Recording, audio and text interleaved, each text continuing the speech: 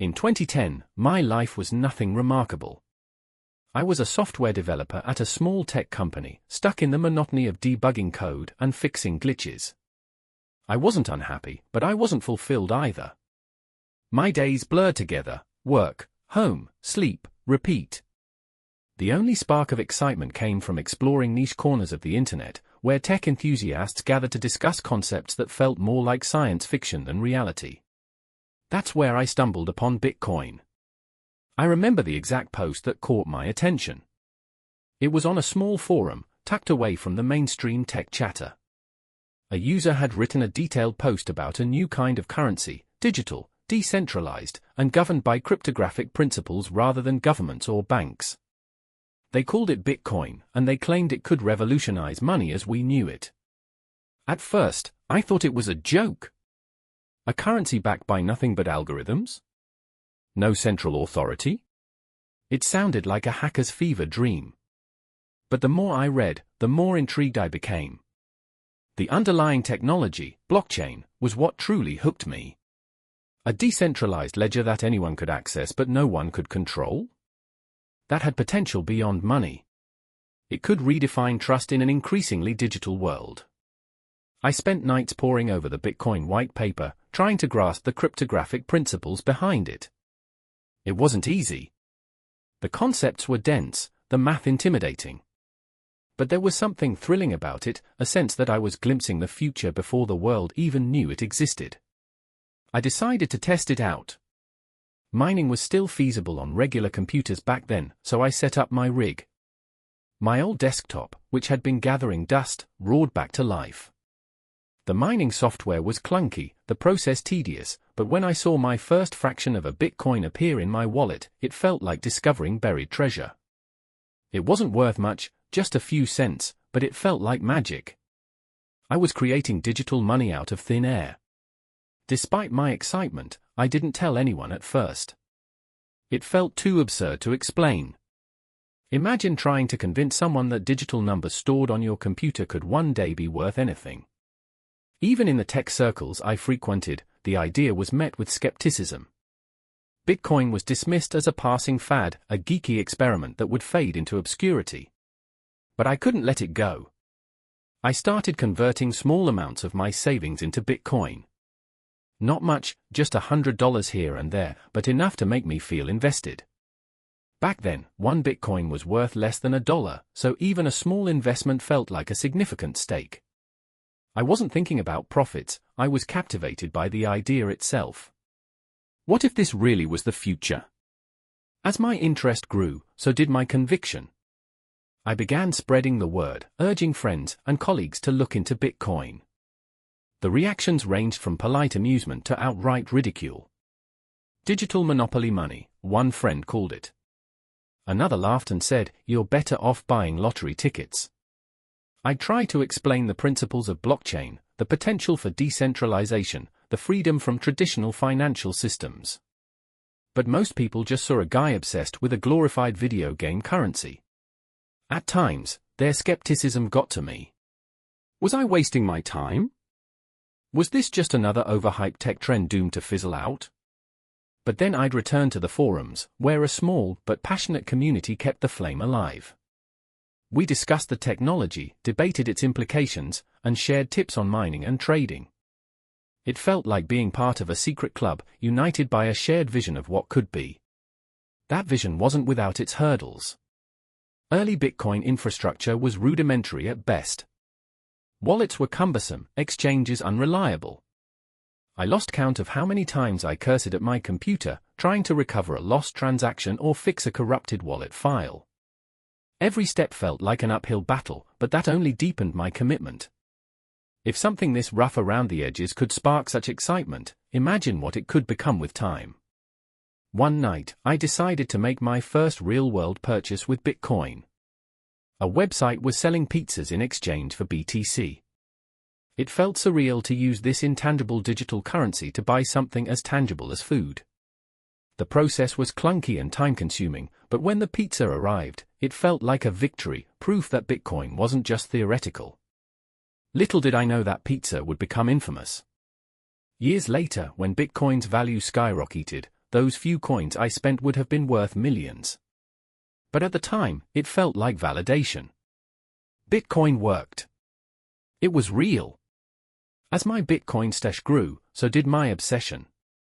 I started mapping out potential applications for blockchain technology, from supply chain management to digital identity verification.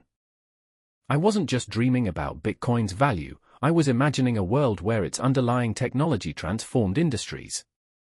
Yet, for all my enthusiasm, I was still a lone voice in the wilderness. Friends rolled their eyes when I brought up Bitcoin at parties. Colleagues joked about my internet monopoly money. Even my family, supportive as they were, didn't quite get it. "It's great you found a hobby," my mom said once, clearly trying to be encouraging. But this wasn't just a hobby. It was a conviction, a belief that I'd stumbled upon something revolutionary. I didn't know if Bitcoin would succeed, but I knew I had to be part of the journey. Even if it failed, even if all my coins became worthless, I wanted to say I was there, that I believed in the dream. Looking back, those early days feel like a different lifetime. The Bitcoin I knew was small, fragile, unproven.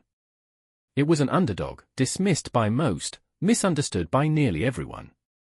But it had something rare and powerful, potential. And that potential was enough to keep me going, through the ridicule, the doubt, and the uncertainty. I didn't know it then, but that small spark of discovery was about to ignite a journey that would reshape my life, a journey filled with triumphs and setbacks, vindication and regret, lessons and legacies. Bitcoin wasn't just a currency. It was a revolution, and I was all in.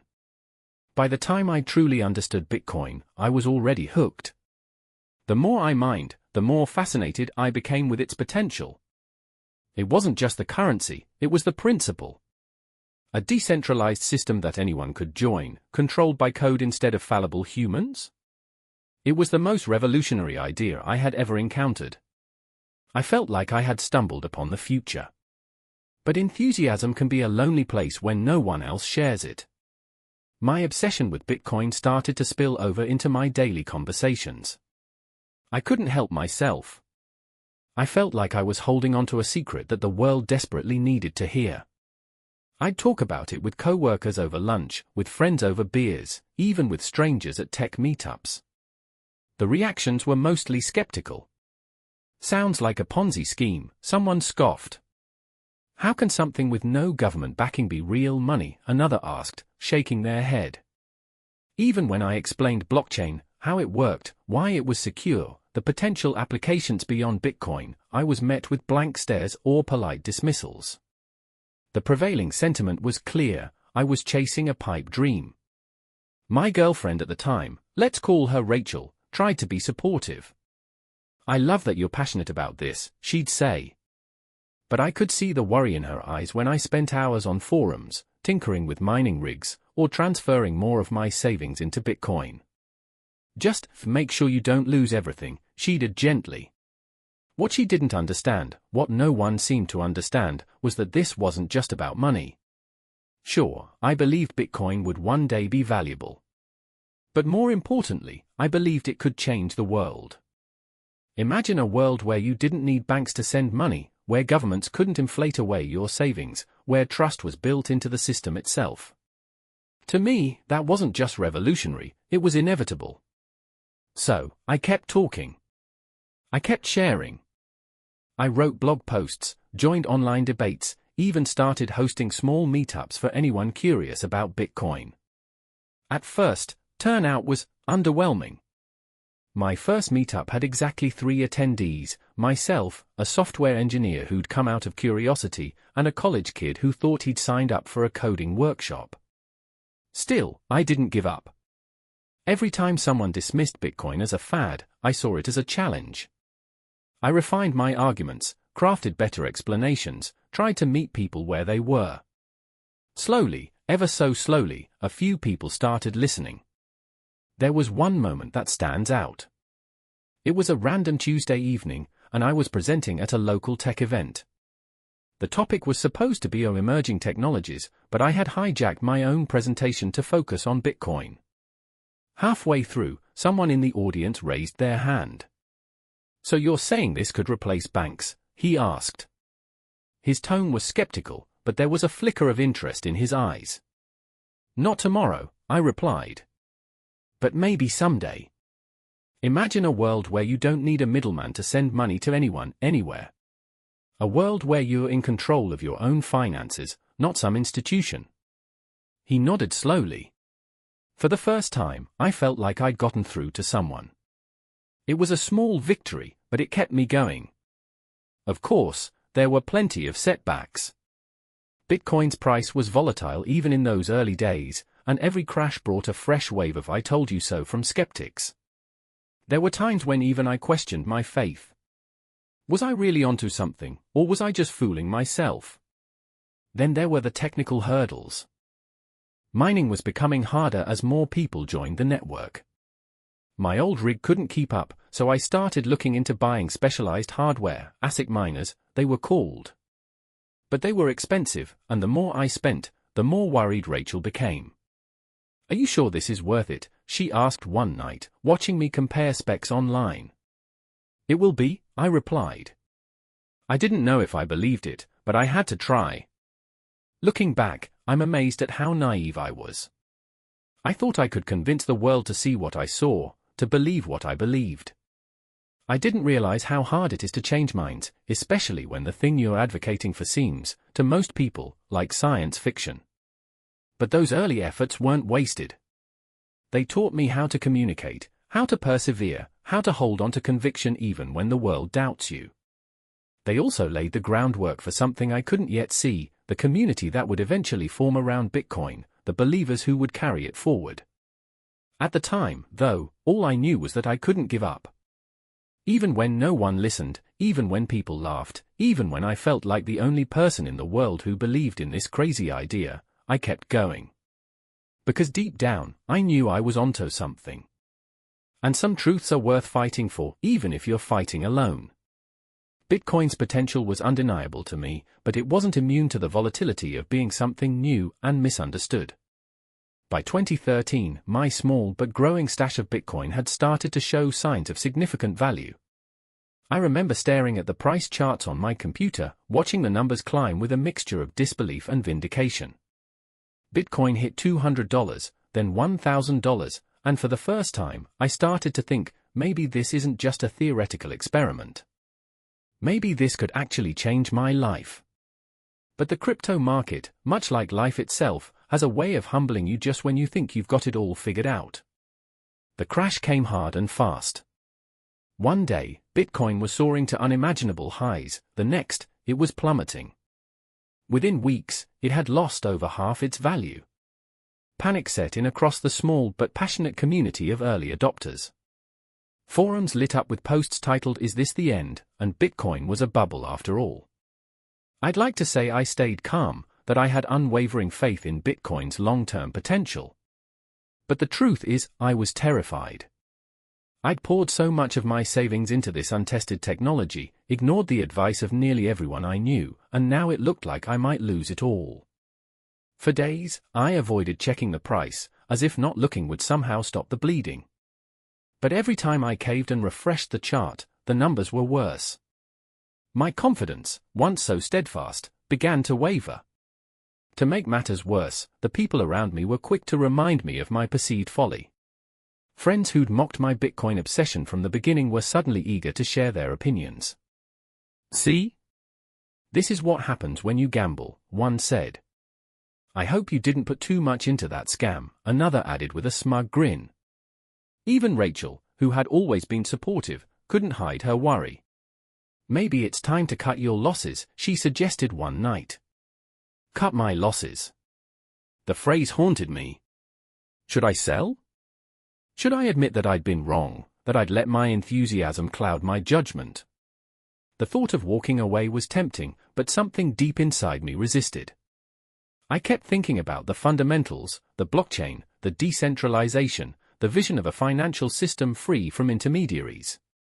Those things hadn't changed, even if the price had. So, I held on. It wasn't easy. Every day felt like a test of my resolve. I clung to the idea that the price didn't matter, that Bitcoin's value was in its potential, not its current market cap. But that was little comfort when my savings, my future, seemed to be evaporating before my eyes. The crash lasted for months. It was like watching a slow-motion train wreck, helpless to stop it. Many people I'd met through the Bitcoin community gave up during that time. They sold their coins at a loss, swore off crypto entirely, and went back to their old lives. Some even deleted their forum accounts, embarrassed by their public enthusiasm for something that had so spectacularly failed. I thought about quitting too.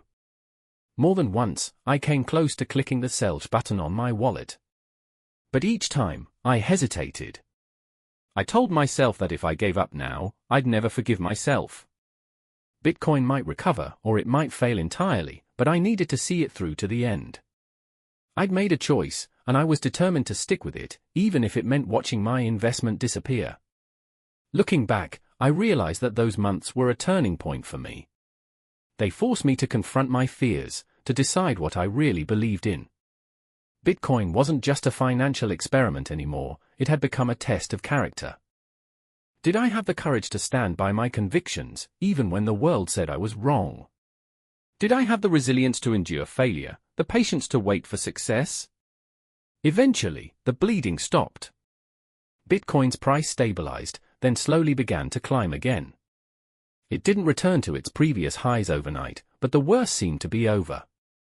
And as the panic subsided, something surprising happened. People started asking questions. The same friends who'd mocked me a few months earlier were now curious. What exactly is this Bitcoin thing, they'd ask. How does it work? It was a strange feeling. For so long, I'd been dismissed as a dreamer, a fool chasing a digital mirage. Now, suddenly, people wanted to understand. They weren't ready to believe just yet, but they were willing to listen. And for me, that was enough. The first crash taught me more than I ever expected. It taught me about risk, about perseverance, about the importance of seeing the bigger picture. But most of all, it taught me that true conviction isn't about certainty. It's about holding on to your beliefs even when everything around you suggests you shouldn't. Bitcoin was far from stable, and the road ahead would be filled with more highs and lows. But for the first time, I felt ready. The crash hadn't broken me. If anything, it had strengthened my resolve. And as Bitcoin slowly began its climb back up, I knew one thing for sure: this was only the beginning. The crash of 2013 had left me shaken, but resolute. Bitcoin's recovery, slow as it was, reignited my confidence. However, what followed was a different kind of challenge, the long, drawn-out lull known as the crypto winter. From 2014 to 2016, Bitcoin's price stagnated, hovering in the low hundreds, far from the highs that had once dazzled me. Interest in cryptocurrency seemed to fade, and the excitement that had electrified the forums dwindled into a hushed murmur. For many, this period was the death knell of their crypto dreams. I watched as friends and acquaintances who had once been fervent believers turned their backs on Bitcoin. Their mining rigs were sold for parts, their wallets emptied for whatever fiat currency they could salvage. Bitcoin had become a cautionary tale, a relic of the past that people preferred to forget. But I couldn't forget. Even as the world moved on, I held on to my belief in Bitcoin's potential. To me, it was never just about the price. It was about the principle, a decentralized financial system that empowered individuals. That vision still burned brightly, even if the market didn't reflect it. So, while others were abandoning ship, I quietly accumulated more Bitcoin. Every dip in price felt like an opportunity, though I had to be careful. My savings weren't infinite, and each purchase carried a weight of uncertainty. During this time, I threw myself into understanding blockchain technology at a deeper level.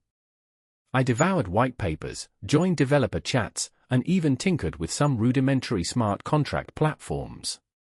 Bitcoin might have been the spark, but the fire of blockchain innovation was spreading. Concepts like decentralized applications, DApps, and tokenized assets began to emerge, opening my eyes to a future where blockchain could touch every aspect of life. Financially, however, things were tight. I'd poured so much of my resources into Bitcoin that I sometimes questioned my sanity. While friends were upgrading their cars and planning vacations, I was scrimping and saving to buy just one more coin. Rachel's patience began to wear thin. She never said it outright, but I could sense her frustration.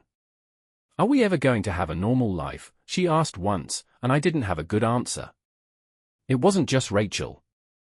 My family, too, started to question my choices.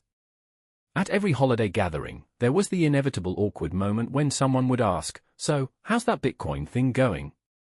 The tone was always laced with skepticism, and I could see the unspoken judgments in their eyes. I tried to explain that this was a long game, that revolutions didn't happen overnight, but it often felt like I was talking to a wall. Even my faith in Bitcoin wasn't immune to the occasional crack. There were nights when I lay awake, staring at the ceiling, wondering if I'd made a terrible mistake. What if Bitcoin really was just a passing fad? What if I gambled away my future on a pipe dream? Those doubts gnawed at me, but every time they surfaced, I returned to the fundamentals. The blockchain was sound. The idea was revolutionary. And sometimes, revolutions took time. The crypto winter wasn't without its silver linings. With fewer people involved, the community that remained felt closer, more collaborative. We weren't just speculators chasing quick profits, we were believers, united by a shared vision. I found myself connecting with developers and enthusiasts from around the world, people who were building the infrastructure that would one day make Bitcoin and blockchain mainstream. One unexpected opportunity came in the form of a small tech conference in my city. The organizers were looking for someone to speak about emerging technologies, and a mutual acquaintance suggested me. I was hesitant at first. Public speaking wasn't exactly my forte, but the chance to share my passion was too good to pass up. The audience was small, maybe 30 people, and most of them seemed more interested in the free coffee than in my presentation. But as I spoke about Bitcoin's potential, about how blockchain could transform industries, I saw a few faces light up. There was a young couple in the front row who nodded along eagerly, a techie in the back who scribbled notes furiously. It wasn't much, but it was enough to remind me why I'd started this journey in the first place. After the talk, a handful of people approached me with questions. One of them, a local entrepreneur, asked if I'd be willing to consult on a blockchain project he was working on. It wasn't a paid gig, but it gave me a chance to apply what I'd learned. More importantly, it gave me a sense of purpose, a way to contribute to the growing ecosystem. The crypto winter was a test of endurance, both for me and for Bitcoin itself. It stripped away the hype and left only the true believers. It forced me to confront my fears, to double down on my convictions, and to find new ways to engage with the technology one loved. When Bitcoin's price finally began to creep upward in late 2016, it felt like the first rays of sunlight after a long, dark night. The world was starting to take notice again, and this time, I was ready. The winter had hardened me, sharpened my resolve. I wasn't just a passive investor anymore, I was an advocate, a builder, a part of the movement. Looking back, I'm grateful for those years of quiet struggle. They taught me patience, resilience, and the importance of staying true to your beliefs even when the world doubts you. The crypto winter may have been cold and unforgiving, but it was also the crucible that forged the person I was becoming. The crypto winter had tested my patience and faith, but 2017 arrived like a thunderclap, announcing Bitcoin's return to the spotlight. From the start of the year, there was a buzz in the air. Bitcoin's price began to climb steadily, breaking through $1,000, then $5,000, and, astonishingly, surging past $10,000 by December. Every news outlet, from tech blogs to major financial networks, was talking about it. Suddenly, the thing I'd been quietly championing for years was on everyone's radar. The frenzy was electric. People who had once mocked me for my obsession were now clamoring for my advice. "How do I buy Bitcoin?" they'd ask, their voices tinged with urgency. "Is it too late to get in?" Friends who had dismissed Bitcoin as a joke were texting me daily, hoping to get a slice of the action before it was too late. At first, it felt like vindication. After years of being the odd one out, I was finally being taken seriously. But the sheer volume of attention was overwhelming. My phone buzzed constantly with messages from acquaintances, distant relatives, and even old co-workers. Everyone wanted a shortcut to riches, and they thought I held the key. I tried to help where I could, explaining the basics of wallets and exchanges, cautioning people about the risks. But as the mania grew, so did my unease. People were throwing their savings into Bitcoin without understanding it, chasing the skyrocketing price with no regard for the volatility.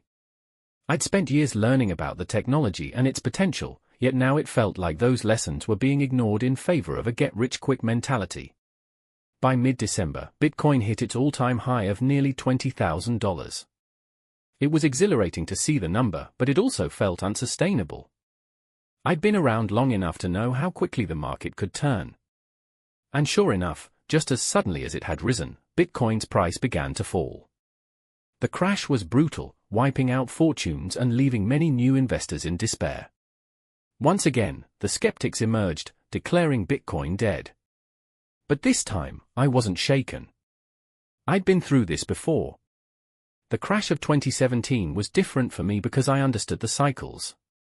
Bitcoin wasn't dying, it was correcting. The hype had been unsustainable, and now the market was returning to something closer to reality. What surprised me most during this time wasn't the crash itself, but the number of people who reached out for support.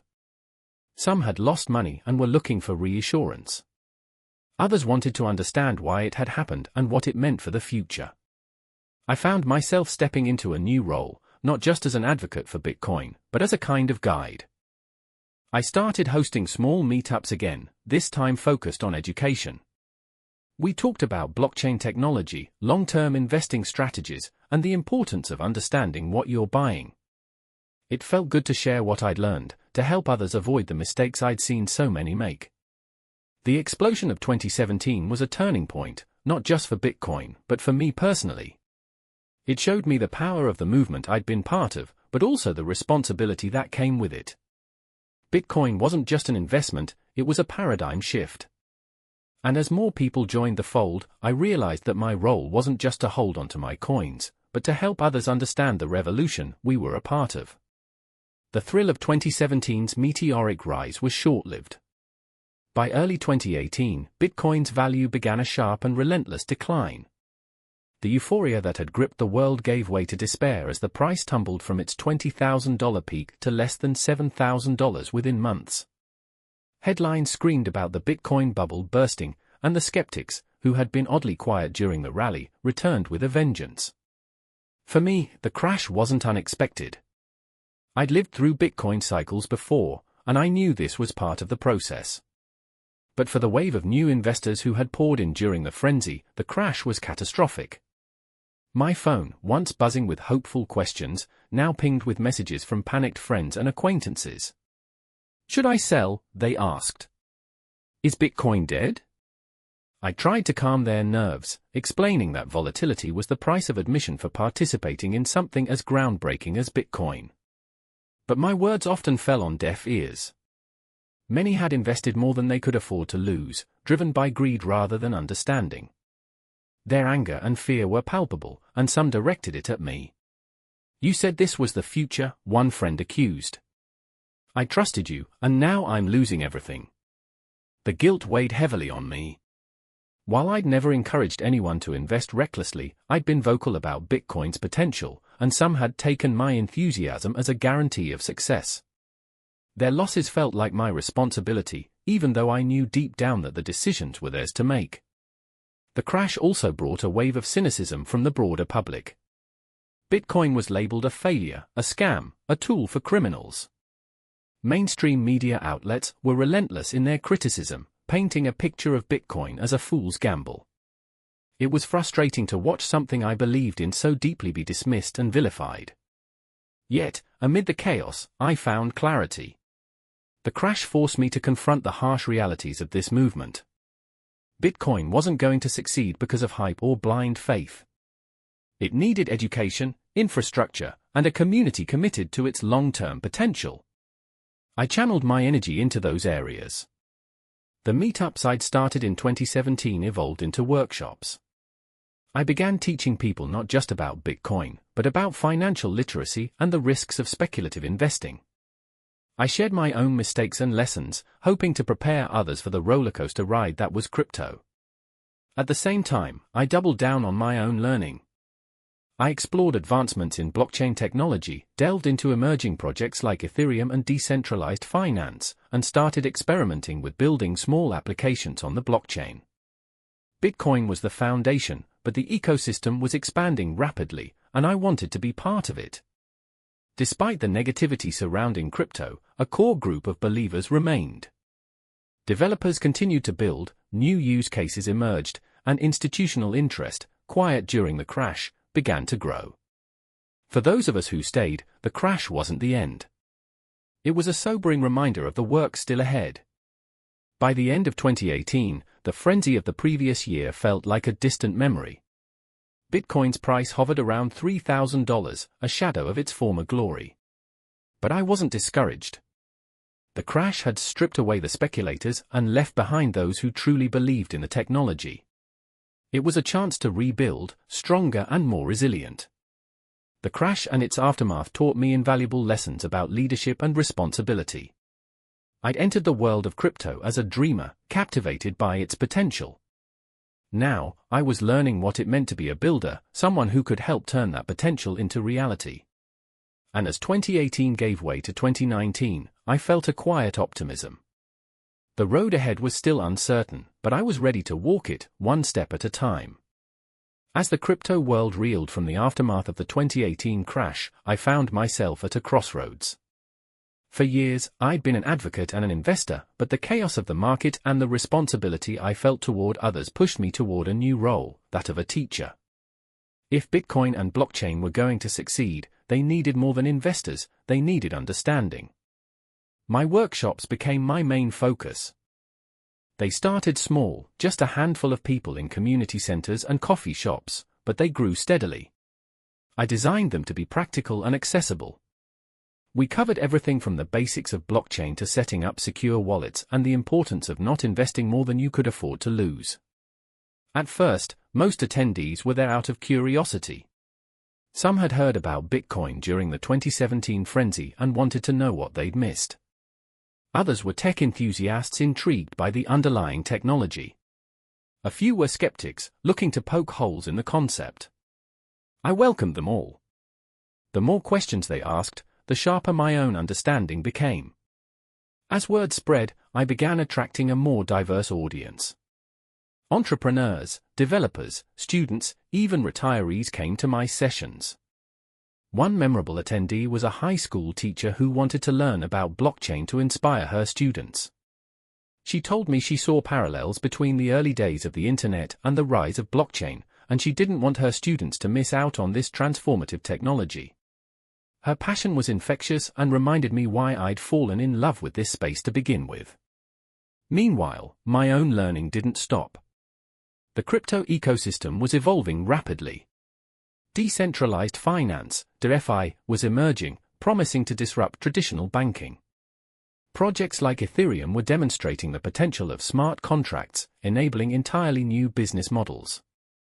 I threw myself into these developments, experimenting with platforms and building small applications to deepen my understanding.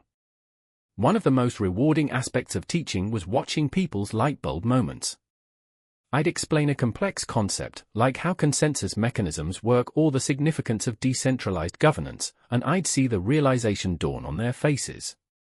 It was proof that Bitcoin and blockchain weren't just abstract ideas, they were tools with the power to change lives. My workshops also brought unexpected opportunities. I was invited to speak at conferences, join panels, and consult for startups exploring blockchain solutions. Each new connection broadened my perspective and reinforced my belief in the technology's potential. At one conference, I met a group of developers working on a blockchain-based microfinance platform aimed at underserved communities in Africa. Their work was a testament to the real-world impact blockchain could have, and it inspired me to think bigger. Through it all, I made a point to stay grounded. The lessons of 2017 and 2018 were fresh in my mind. I cautioned my students and clients against the dangers of hype and speculation. Understand the technology, I'd say. Invest in knowledge before you invest in coins. By 2019, the crypto market was showing signs of recovery. Bitcoin's price climbed steadily, and public interest began to return. But this time, I was ready. The frenzy of 2017 had taught me to focus on the fundamentals, and I approached the resurgence with cautious optimism. Teaching became more than just a way to share my knowledge, it became my calling. Each workshop, each conversation, felt like a small step toward a larger goal, building a community of informed, empowered individuals who could help shape the future of blockchain. It wasn't always easy, but it was always rewarding. Looking back, I realized that the crash had given me something invaluable: perspective. It had shown me the importance of patience, the value of education, and the power of resilience. As Bitcoin continued its journey, I knew I wasn't just along for the ride. I was helping chart the course. By 2020, Bitcoin had matured into a global phenomenon. The skeptics hadn't disappeared, but the world was beginning to take blockchain technology seriously. As for me, I found myself in a position I never expected: comfortable. After years of uncertainty and sacrifice, my investments had grown to a point where I could afford not just security but also generosity. It started small. I donated a portion of my Bitcoin holdings to local charities, focusing on organizations that provided financial literacy education and technology access for underserved communities. The irony wasn't lost on me: the very technology that had once seemed so abstract and inaccessible was now funding real, tangible change. As my philanthropy grew, so did my vision. I launched a non-profit aimed at educating young people about blockchain and financial independence. The organization partnered with schools and community centers, offering free workshops and resources. We even developed a gamified app that taught kids about saving, investing, and the basics of cryptocurrency. Watching young minds grasp these concepts was one of the most fulfilling experiences of my life. But giving back wasn't just about education. I wanted to support innovation. I started an accelerator program for blockchain startups, providing funding and mentorship to entrepreneurs with ideas that could make a difference. Some of the projects were incredibly ambitious, using blockchain to improve supply chain transparency, create decentralized identity systems, or provide microloans to farmers in developing countries. Seeing these projects take shape reminded me why I'd fallen in love with blockchain in the first place. One unexpected challenge was managing public perception. As Bitcoin's value climbed, so did the scrutiny. Some people viewed crypto wealth with suspicion, associating it with scams and speculation. I made it a point to be transparent about my work, sharing how my donations were being used and the impact they were having. Slowly, I began to see attitudes shift. People who had once dismissed crypto as a passing fad started to see its potential for good. My favorite initiative was a scholarship fund for aspiring blockchain developers. It wasn't just about creating opportunities for individuals, it was about building the next generation of leaders in the space. One recipient, a young woman from a rural town, used the scholarship to complete a computer science degree. She later developed a blockchain-based platform that connected local artisans to global markets, transforming her community's economy. Stories like hers were a constant reminder of what was possible when technology met human potential. Through all this, I stayed grounded in the lessons I'd learned during Bitcoin's early days. I emphasized caution, patience, and the importance of understanding over hype. The students and entrepreneurs I mentored often came to me with big dreams, and while I encouraged them, I also reminded them that revolutions take time. Success wasn't about quick profits, it was about creating lasting value. Giving back wasn't just about helping others, it was also about personal growth. It gave me a sense of purpose beyond financial success, a way to channel my passion into something meaningful. Bitcoin had given me so much: freedom, opportunity, a platform to share my voice. It felt only right to use those gifts to help others find their own paths. By the end of 2020, the world was changing rapidly. Blockchain was no longer a niche technology, it was becoming part of the mainstream conversation. And while I knew the journey was far from over, I felt a quiet pride in how far we'd come. The revolution I believed in all those years ago was no longer just a dream.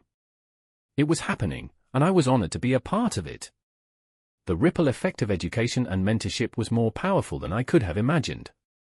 By 2021, I started to see a new wave of young, ambitious individuals entering the crypto space.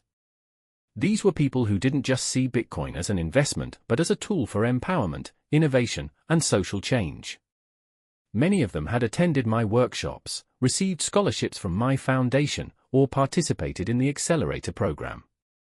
Watching them take their first steps and then felt like witnessing the future unfold in real time. Some of these individuals went on to achieve incredible things. There was Leo, a teenager who built a decentralized app to help farmers in his home country track their supply chains and reduce waste.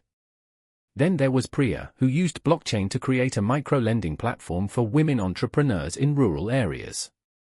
These weren't just projects, they were lifelines for communities that had been overlooked by traditional systems. The rise of these young innovators brought fresh energy to the crypto world. They were unburdened by the cynicism that had plagued earlier generations. For them, blockchain wasn't just a way to store value, it was a canvas for creativity, a toolkit for solving problems. Their optimism was infectious, and it reinvigorated my own passion for the space. I started collaborating with some of them, offering guidance and resources where I could. But more often than not, they taught me as much as I taught them. Their ideas were bold, unorthodox, and sometimes downright audacious, and that's exactly what the space needed. They weren't afraid to challenge conventions or take risks, and their willingness to experiment often led to breakthroughs. As these young leaders gained prominence, they began to form their own networks, communities, and ecosystems. They weren't just participants in the crypto revolution, they were driving it forward. They spoke at conferences, published research, and even testified before governments about the potential of blockchain technology. It was humbling to see how far they'd come and to know I'd played a small part in their journeys. Their success also had a ripple effect on public perception. As more people saw the tangible impact of blockchain, from empowering small businesses to increasing financial inclusion, the narrative around crypto began to shift. Skepticism gave way to curiosity, and curiosity turned into acceptance. Governments and institutions that had once dismissed blockchain as a fad were now exploring ways to integrate it into their systems. Despite their accomplishments, the road wasn't always smooth for these young innovators. They faced the same challenges that had plagued the crypto world from the beginning: volatility, regulatory uncertainty, and the ever-present threat of scams. But they navigated these obstacles with a resilience and ingenuity that was inspiring to witness. One thing that stood out to me was their emphasis on collaboration. While the early days of crypto had been marked by fierce individualism and competition, this new generation valued community and shared success. They understood that blockchain's true power lay in its ability to connect people and create networks of trust. That mindset, I realized, was the key to making the revolution sustainable. By the end of 2021, I felt a deep sense of fulfillment. The work I'd started years ago, spreading the word about Bitcoin, educating others, building a community, had come full circle. The next generation was ready to take the reins, and they were more than capable. Watching them thrive was the greatest reward I could have asked for. Still, I knew my journey wasn't over. There was always more to learn, more to build, more to give. But for the first time in a long time, I felt like I could take a step back and let others lead the way. The torch had been passed, and the future of crypto was in good hands. As I sit in my study, surrounded by mementos from a lifetime in crypto, I can't help but reflect on the extraordinary journey that brought me here. Bitcoin started as a curiosity, a glimmer of an idea on an obscure forum, and it grew into a global movement that reshaped economies, challenged institutions, and redefined trust. And through it all, it shaped me. The early days were thrilling but isolating. I was just a tech enthusiast, trying to convince a skeptical world that digital money could work. Every crash tested my resolve, every surge filled me with equal parts excitement and caution. Yet, those moments of doubt and uncertainty taught me resilience. They forced me to define what I believed in, to double down on the vision of decentralization and empowerment. When Bitcoin finally gained mainstream recognition, it was both exhilarating and overwhelming. People who had dismissed me as a dreamer now wanted my advice. Some came seeking quick riches, others came seeking understanding. I tried to help them all, but the responsibility was immense. It was in those moments that I learned the importance of education and patience, lessons that would guide me for years to come. The crypto winter, though brutal, was a blessing in disguise. It stripped away the noise and left behind the true believers. It gave me time to grow, to deepen my knowledge, and to connect with others who shared my passion. Those years of quiet struggle laid the foundation for everything that followed: the workshops, the accelerator program, the non-profit. Without that period of reflection and perseverance, I doubt I would have found my calling as a teacher and mentor. Seeing the next generation of innovators rise has been the most rewarding part of this journey. They've taken the principles of blockchain and applied them in ways I could never have imagined. Their creativity, resilience, and drive give me hope for the future. They remind me that this isn't just about technology or money, it's about people, their dreams, their struggles, their ability to create a better world. Of course, the journey hasn't been without its losses.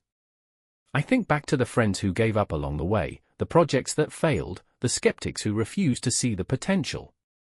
I've made mistakes, too, moments when I let pride or fear cloud my judgment. But those missteps were part of the process. They taught me humility, empathy, and the importance of staying true to my values. Today, Bitcoin is no longer just a niche asset or a radical experiment. It's a cornerstone of a new financial ecosystem, a symbol of what's possible when innovation meets conviction.